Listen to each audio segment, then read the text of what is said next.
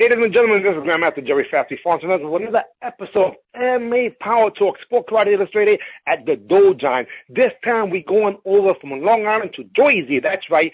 I'm from the Big Island Bronx, relocated from Manhattan. I'm in Jersey, and this gentleman came from Long Island, and we're going to find out wherever else. But when it's all said and done, there's a few people who are able to go into two different genres, hip-hop and martial arts, and do it seamlessly.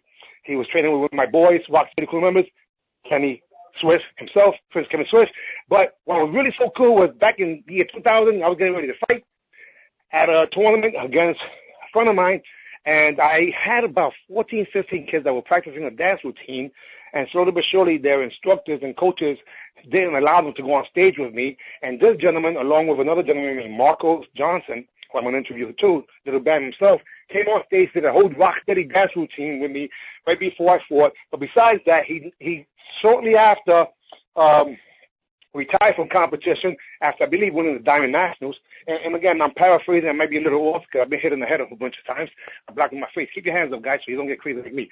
Anyhow, without further ado, this is a father and a historical, legendary martial artist that combined some of the fastest windmills I ever saw in my life, even though they're called continuous backspins as invented by crazy guys. But anyhow, Anthony DeMarco, are you in the house, sir? I'm in the house, Jerry. How you doing, brother? I'm in the house, y'all. And I forgot to say that this gentleman was also trained by a gentleman who gives me credit for mentoring him of all things, believe it or not, Mr. Javon Holmes, who speaks Chinese better than I speak English. Anyhow, how's everything going, sir? Everything is going great, man. I can't complain at all. Living a dream. When you complain, people laugh at you. Or nobody listens. Yeah, well, they don't listen. Doesn't really matter. Listen, and let me just tell you what's happening right now off the bat. These MA Power Talks are my way as a fan of martial arts to document past, present, and future pioneers and legends who actually did it. Because there's so many phonies out there that never did. And I think it's time to recognize the ones who have. Even though they might be plumbers today, even though they might live in Jersey today, they still, in their DNA, in your case, if they cut you, will have two things similar. They'll find martial arts and hip-hop. So that's one of the ways for me to give homage to the people who deserve it. And you know me, I keep it straight up on you. If I'm not interviewing them, it's because I don't respect them. So you're one of my 300. In other words, if I go to war right now, and I can only pick 300 people to go to battle like the movie 300, you, sir, are on my team. Well, you know how it is. We always were boys back then. You know, I mean, we always have been. We always will be. That's how it is. You know. We were able to bridge that gap between martial arts and hip hop. You know. Now check this out. Before we get to that one, let's go back to the original days. What was your inspiration? Because it's not about me. It's about us, meaning your guys. What was your inspiration, desperation, or motivation to even begin in the martial arts? Now, if you don't hear me, please understand I'm still listening. It's because I put it in mute because you got the mic, sir. Hit it. No problem. My inspiration for signing up for martial arts is like a lot of kids. I used to get beat up a lot when I was young.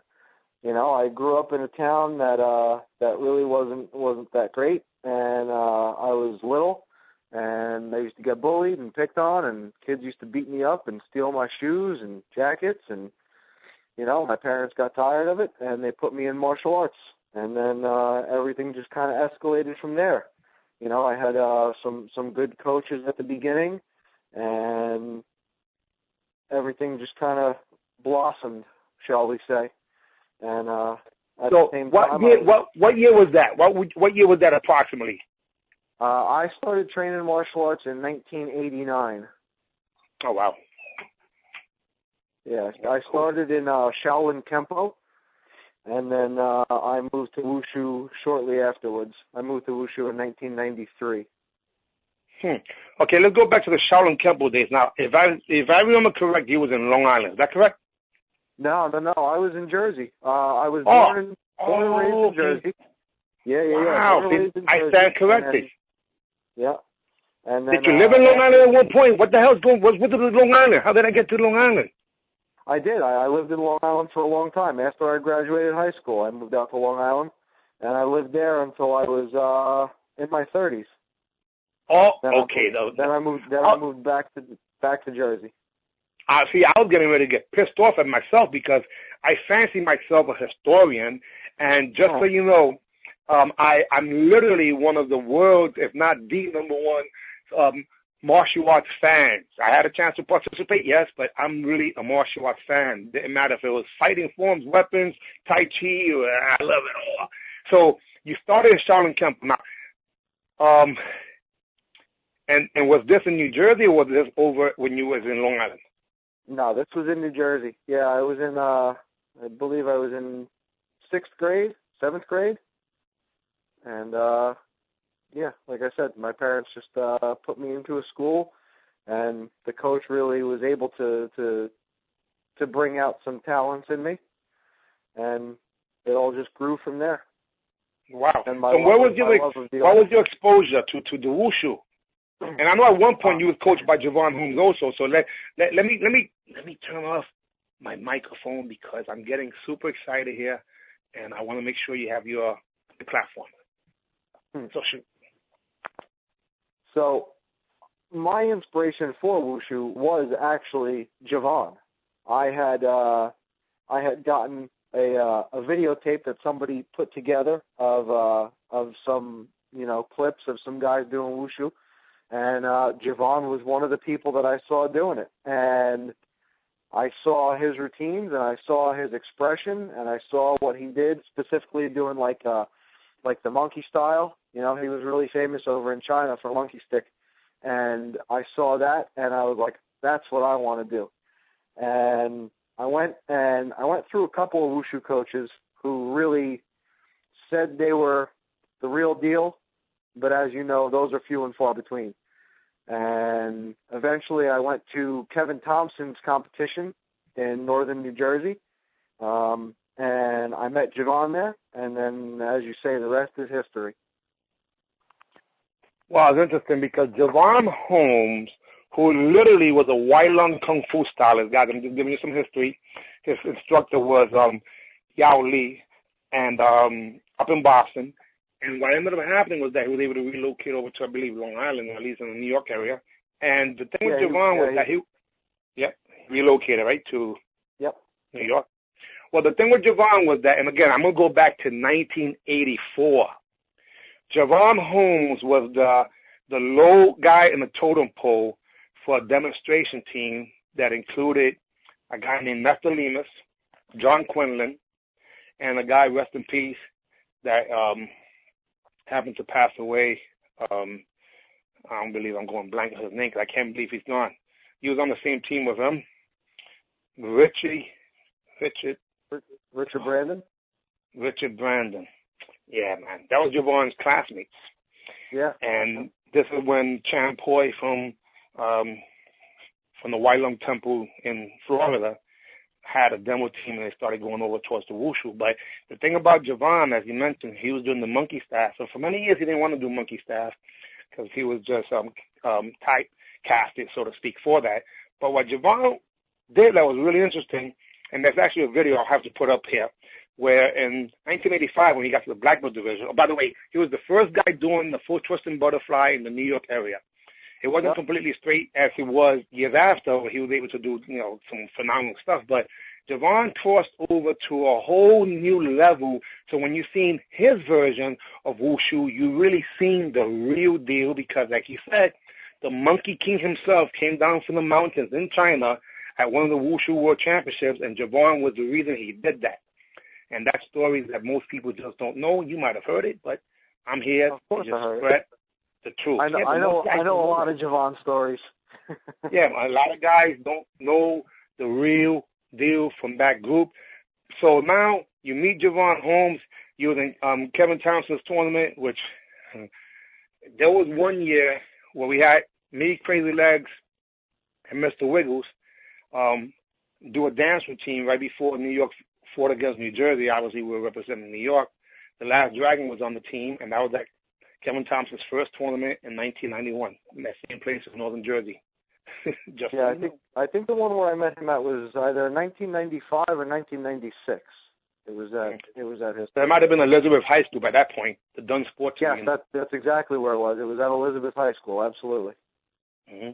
Okay, so now you start Kempo, and then you switch over to our United States version of the Monkey King, and then you start competing at a tournament circuit that predominantly made the Wushu stylists real minorities. Let's talk about a little bit of that transition. Well, it's difficult, for Wushu routines. We're on a 20 by 40 foot arena. They lay out a carpet that's 20 by 40 feet. Now that's pretty big compared to, say, a Japanese Shotokan stylist whose movements are very linear and restricted. So going to a lot of these competitions, we would have to modify routines. We would have to eliminate things, cut things out, shorten things up in order for them to fit inside the area that we were given.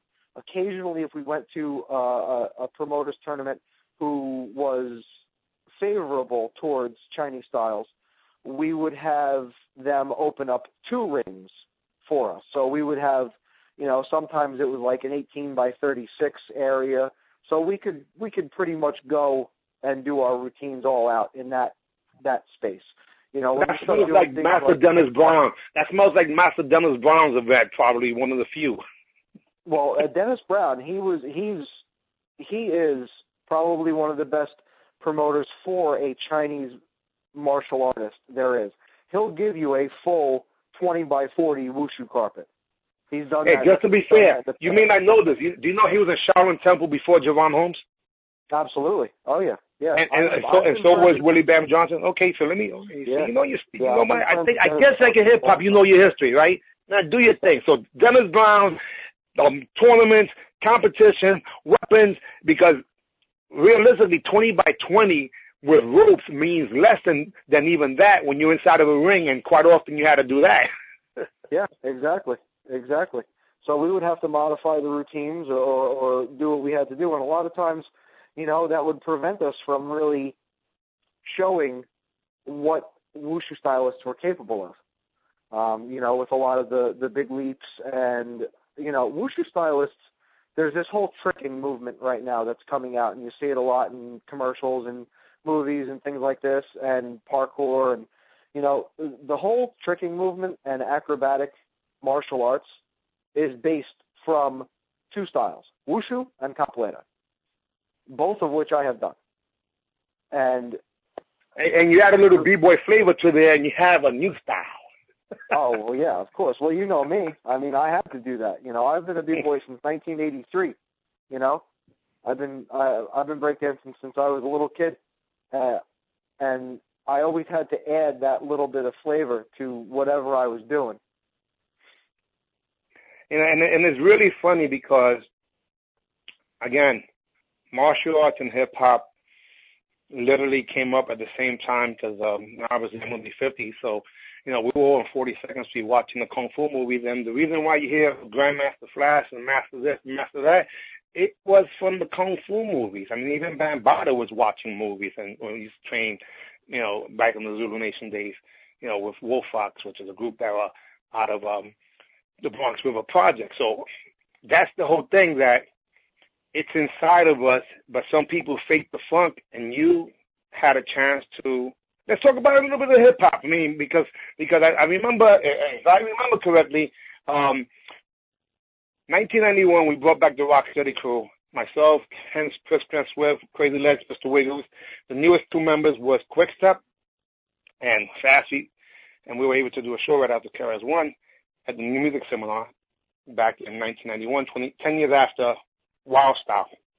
But then all of a sudden, these guys who ended up being who they really are, pioneers and legends, came out and started doing their thing for my crazy idea. So it is really like I let you bring Rocksteady back, but you got a chance, I believe, to do a few things with Kenny and a bunch of people. Yeah, Kenny occasionally would come out to Long Island, and he would practice with this crew that I used to dance with out there, and at this place called Sun Skates. It was like in a roller skating rink.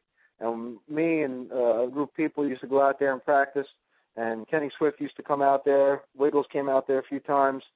And it was just great to watch those guys. You know, I had seen them on videotapes, and I always admired their abilities, their technique, their expression. And whereas I was more of, say, like a power move b-boy, those guys had not just power moves, but they had tons of style, they had tons of flavor, and they would just go out there and dance, and it was seamless, it was flawless. The way that they would go out there and do it, that was what, you know, you try to emulate, you know, when you're growing up watching people. And that was what I tried to do, although it was more towards the power side, where you're doing flares, air tracks, windmills, things like that. Yeah, but there's a videotape where you're actually doing some windmills, and what was interesting was that, and again, just giving historical fact, Prince Ken Swift reinvented himself a few times over, and he's probably the most mimicked b-boy of all time, because the Ken Swift of the 80s wasn't the same as the 90s or even 2000s, so he was smart enough to know that his body had some limitations, but when it was all said and done, you'd set the most popular, and the right word is called a dance. It's not moves with a background music, it's called dancing with the beat. So you catch that one, whether it's wiggles, and you know what I'm talking about. Take somebody out without even going down, just with some top rock, and you know, as long as you're on beat, you could do it. And it was proven years after. But let's talk about, all right, let's get away from the hip hop, even though it's inside of us, and let's talk about what was the transitions of your career from what was competing, and who was your first initial competitor. So let's go from rookie year, or I should say from local tournaments to what ended up being traveling, I believe, internationally.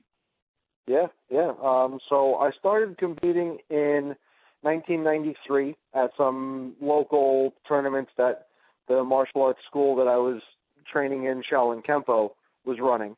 And I used to win, you know, I would win those. And then in 1995, I moved up to national competitions.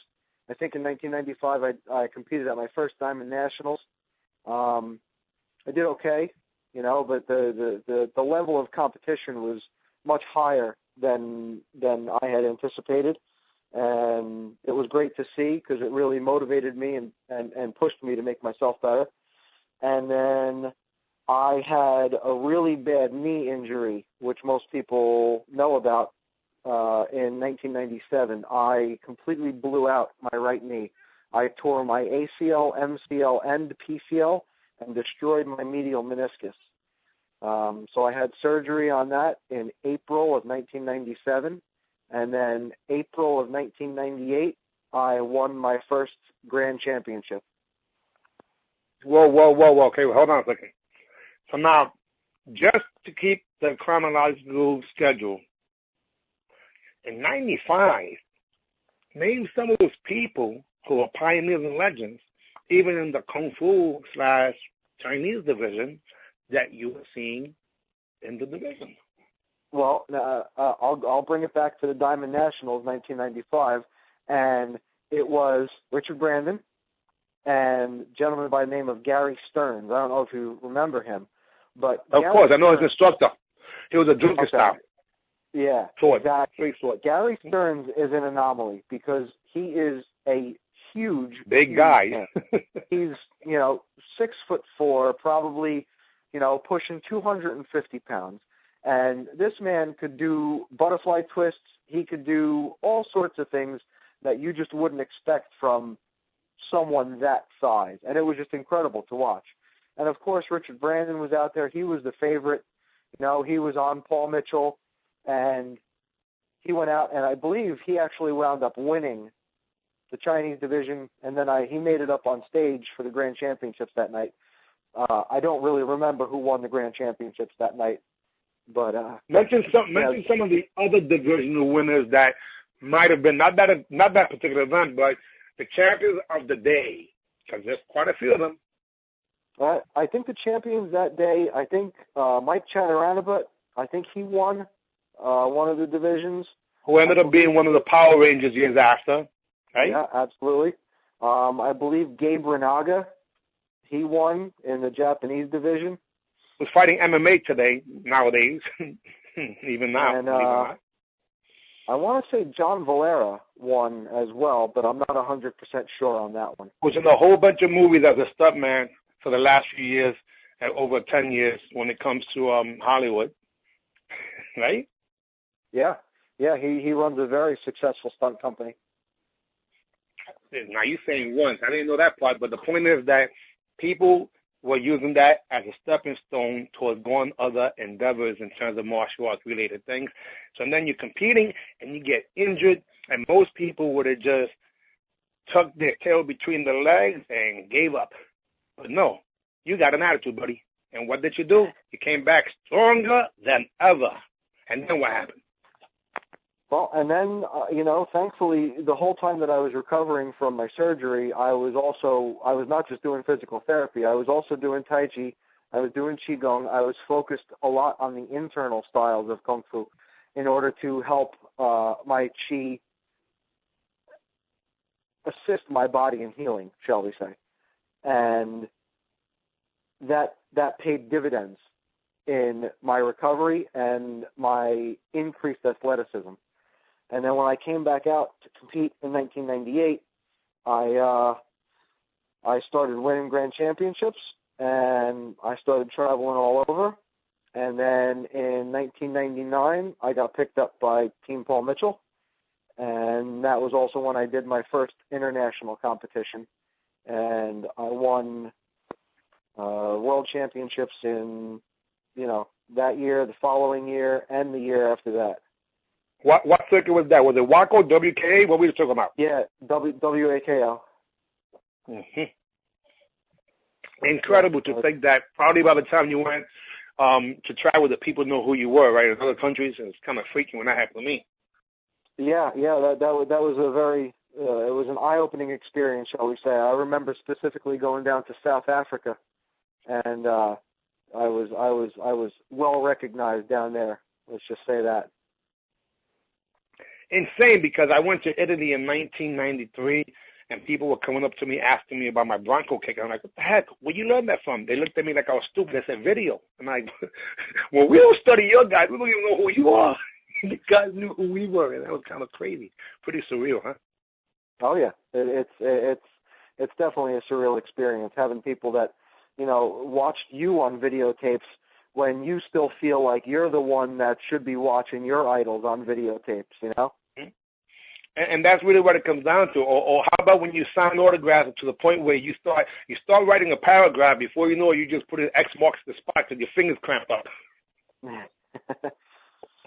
Well, funny story is when after, when you go to these competitions, you get these big, 6-foot trophies, and they're all over the place. They're, California, Colorado, Minneapolis, Florida, all over. And trying to get those things home on the plane is difficult. So it got to a point where I didn't have any more room for some trophies at my house. So I would find a young competitor after I had won, and I would give them my trophy. If they. Well, you know what's interesting? You just said something that no one has ever mentioned, but I'll be honest with you. Maybe because I didn't want to carry them, I did the same thing. It's called pay it forward. And some of them didn't want to take it. I said, no. When you become a champion, you give it to somebody else. I said, exactly. Keep it moving. Yep, that's exactly it. I did like when they started giving the small cups. The small cups were cool. I kept those. And you know what? I liked the little plaques that they would give. And as a competitor, someone who grew up, thinking about Olympics, things like that. When you win medals are great. I still have my gold medals from the World Championship wins. The first gold medal that I ever won was from the World Championships in 1999. I actually put on my father when he died. So wow. that medal was in honor of him, and that's with him to this day. And rest in peace to your dad. See, that's the whole thing, guys. When it's all said and done, we go representing whether it's our city, our state, our school, and our family sometimes, I'm sure you can relate, we say, you know something, our children have never seen us in person doing what we were known for, and they have to watch videos. And they say, Daddy, who's that? Is that your younger brother? Hey, what are you talking about? That's me. Has that ever happened to you?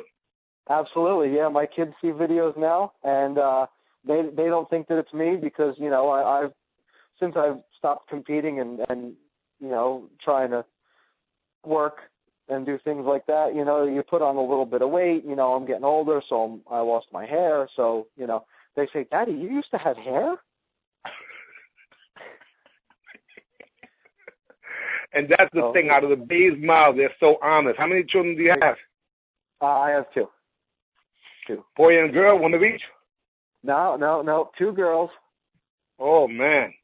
I have 2 girls and 3 boys, and my oldest boy is 32 now, and I'm a grandfather. Oh, wow. Yep, Congratulations. I'm getting ready, thank you, and I'm getting ready to have another grandson, God willing, in November, and age soon to be 50. Next year, I'm going to go out there and compete and not have to worry about pulling back anymore. I'm going to fight those young guys, so if they block with their faces on them. Hey, out of curiosity, only because there's this historical fact. When was the first time either that you either heard of myself or any of my students or you actually see me compete? And what was that like? Because I know that normally generates a lot of positive influence with some, and others, they hate it. The first time I heard of the legendary Fast Feet. Well, honestly, I don't remember the exact competition, but I remember seeing you and seeing you be very, I guess, I'm not really sure if it's the right word, but confident and flamboyant when you fought. And I remember seeing it and being like, wow. I'm like, that guy's got to be pretty good. Because at the time, you know, I was still young. I didn't really understand the mental aspect of competition at that time.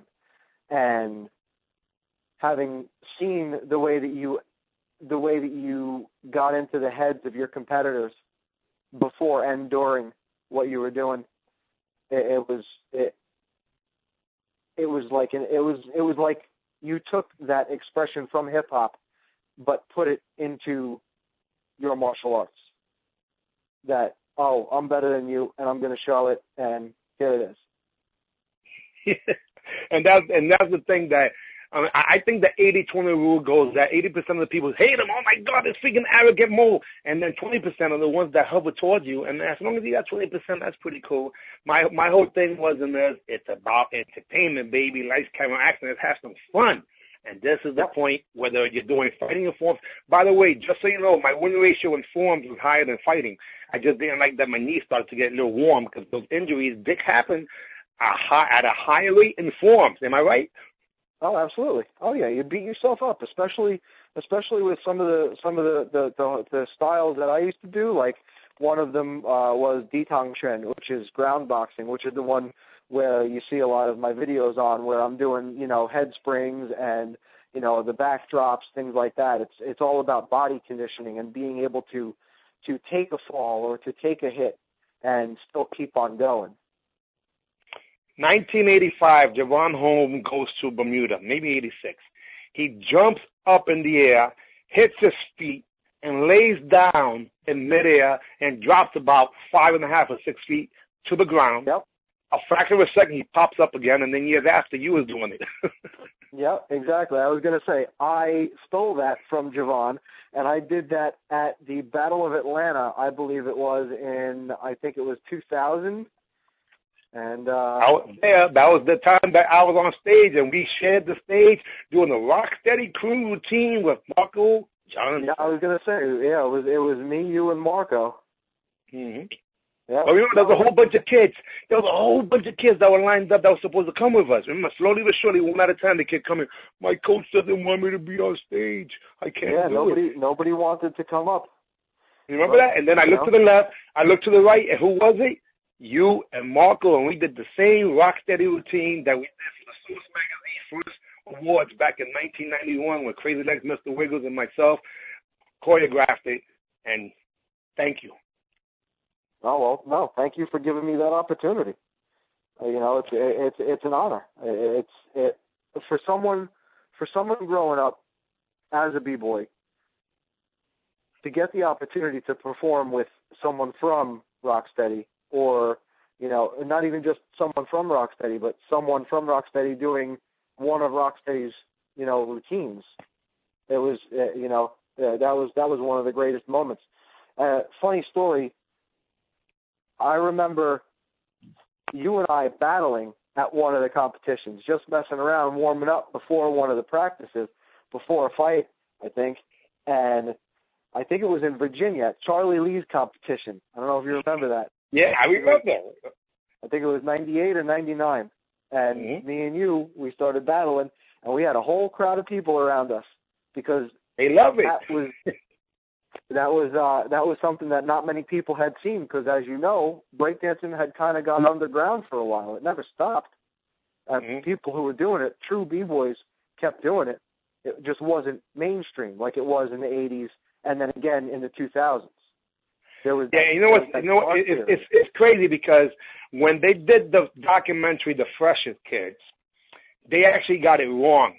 In 1991, me, Crazy Legs, Mr. Wiggles, Pop Master Fable, and Quickstep were in the music video for a group called ESP, Elias Speed and Poor, that won Select Records, and we came out breaking. About 2-3 years after that, KRS-One and a bunch of other people like Lords of the Underground had the B-Boys, but we already had done that. If you look at the documentary, right in the final scene, there's an up rock battle, and my son, BJ, Baby Jerry, who is now 32, and I are wearing the rec suits, and we're dancing on stage with all the above, and it's in the final scenes of The Freshest Kids.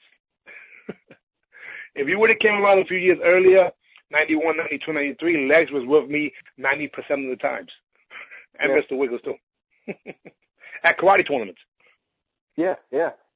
Well, yeah, I remember that because you were doing, like you said, the power move, and of course I had to do the 1970 flavor from the top rock to the floor rock to the freeze to the get up and bop my way out, right? and it was good. Okay, so you know what? Let's just say this.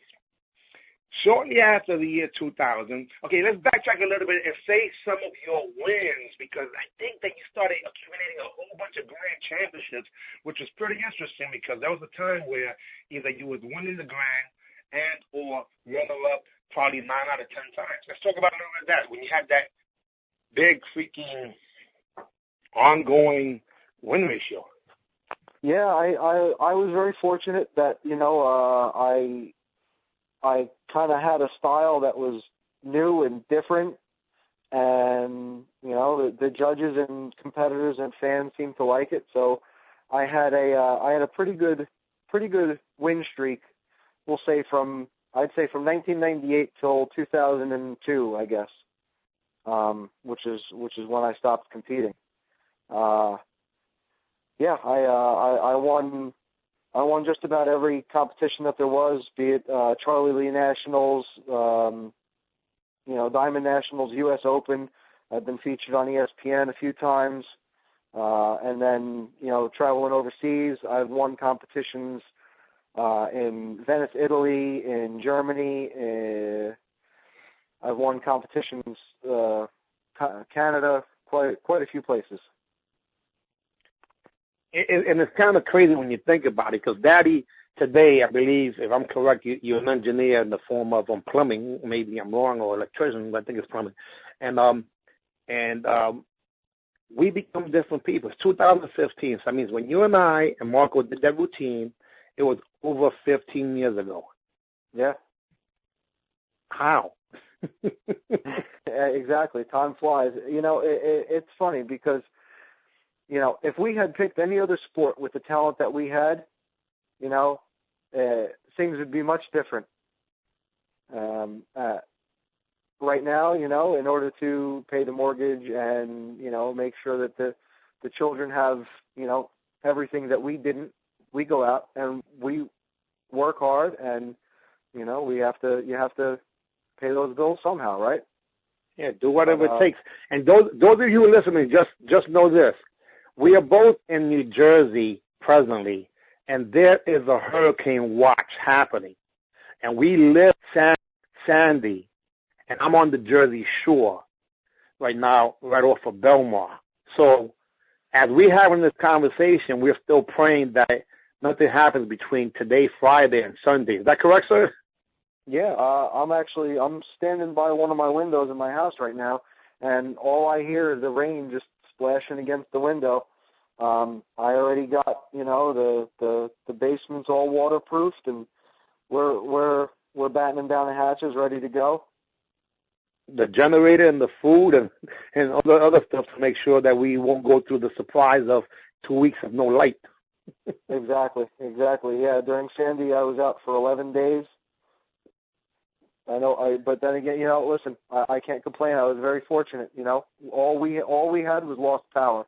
There are plenty of people that I know that I've worked with that lost everything, that lost houses, that lost memories, that lost, so much. I'm a few towns over from Union Beach, which was one of the worst hit towns during Sandy, and I have a few friends that lived over there, and yeah, their houses just basically just washed away. So. I count myself very, very lucky. I'm the crazy guy who my wife and I had a bakery of all things right in Bradley Beach. And and I stood inside the bakery while it was happening because I'm thinking about no one's going to come and rob me. You can take them out of the Bronx, but you can't take the Bronx out of here. Exactly. Anyway, listen. So let's just talk about some of your most memorable experiences. Give shout out to whoever you want to, and I'm going to be really, really respectful of your time, and I appreciate it, obviously, Daddy, and during the situation right now, especially, we want to make sure you give your families their just dues. But, as a friend, as a fan, as a historian, as a person who wants to make sure that people get credit where they do, and so I want to make sure that you voice all your respect and concerns and love to whoever you need to. But after that, I do have a request and a question for you. So I'm going to put myself on mute. Let's talk, baby. All right. Well, I guess first and foremost, the biggest thanks I want to send out is going to be to my coach, my mentor, and my friend, Javon Holmes. I was very fortunate to recently just get in touch with him again, and I'm glad that I was able to. I want to thank all the promoters. I want to thank everybody from Team Paul Mitchell. They were wonderful to me.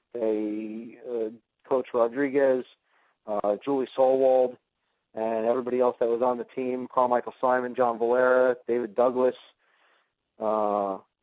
everybody. It was a team. It was truly a team. It was everybody had each other's backs, and everybody supported each other. There was no better way to travel around competing than with those people. Well, just about everybody you mentioned, including David Douglas, who I just watched him in another commercial. I gave him a call Sunday night, left a message with his manager, so I'm sure soon we'll get him. And we want to give also our heart goes out to and best wishes to Kevin Little K. Thompson, who I believe is on the team also, as he's going through some challenges right now with Lou Gehrig's disease, as we know. Absolutely. But and again, all those people, Coach Rodriguez is already here at Dojine. Again, Dojine is DOJINE.com, and it'll be where you can find this interview, or this Power Talk, as I call it, over at / your last name. So like that, it makes it a little easier. And what I'm going to do is grab some of the videos of yesteryear and put it on what would be your page. In addition to that, grab some photos, and if there's anything that you want me to put in addition to that at any point, whether it's today, tomorrow, or next year, or what have you, then let me know, and I'll do that. But this is my question to you. Have you considered doing at least seminars or even participating to add a stream of income to some of the people who might still appreciate your expertise? Yeah, I'm always up for that. For a while, even after I stopped competing, I had a few select students that I used to teach private lessons to. I did travel around a little bit and do some seminars at some wushu schools at some kung fu schools. And I actually ran a b-boy class on Long Island for a few years, and I was teaching the up-and-coming generation of b-boys and b-girls.